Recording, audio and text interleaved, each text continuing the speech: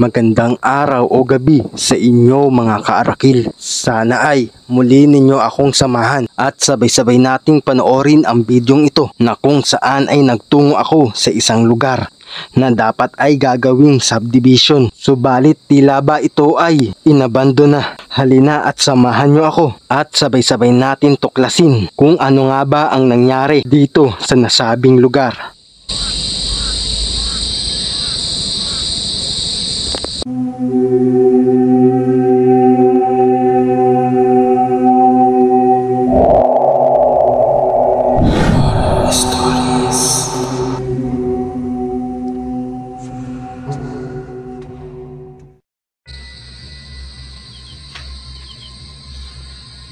Ito ang lugar na dapat ay gagawing subdivision. Noong panahon na inaayos na ang lugar ay maraming taong nagtutungo upang dito sila ay mag-ehersisyo, mag-jogging o di kaya ay mag-picnic. Sadya naman kasi maganda ang lugar, kaya naman mapapamilya, magbabarkada o di kaya ay magkasintahan ang namamasyalan dito. Subalit isang araw lang lahat ay nagbago sapagkat dito ay may natagpuan isang tao na wala ng buhay at kinilala ang taong ito na siya ang nagmamay-ari ng lugar na dapat ay gagawing subdivision. Mula nung araw na ang may-ari ng lugar ay natagpuang wala ng buhay ay unti-unting nababawasan na ang mga taong dumadayo dito upang mamasyal at hanggang sa tuluyan na ngang inabandonan na ito at mapahanggang sa ngayon ay walang nakakaalam kung sino nga ba ang pumaslang sa may-ari.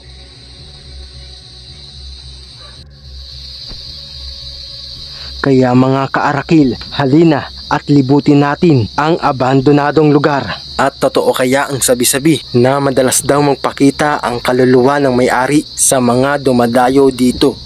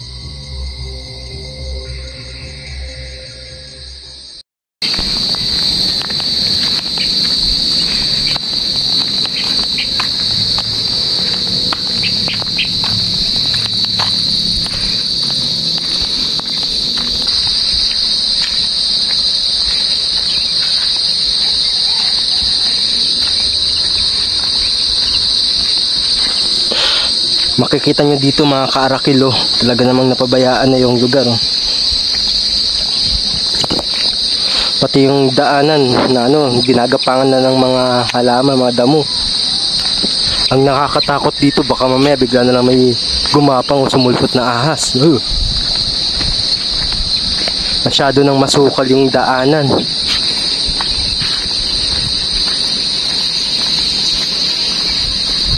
Tapos dito makipot na yung dadaanan na semento. Talaga namang napabayaan na.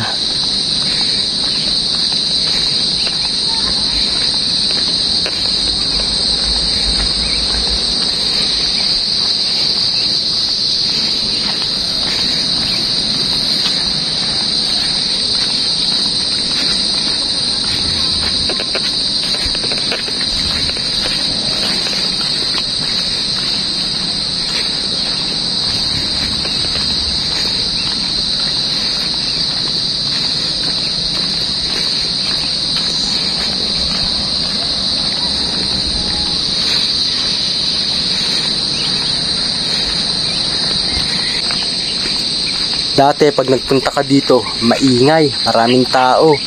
Mga bata nagtatawanan, naghabulan, puro echo maririnig mo. Ngayon, puro kiliglig na lang.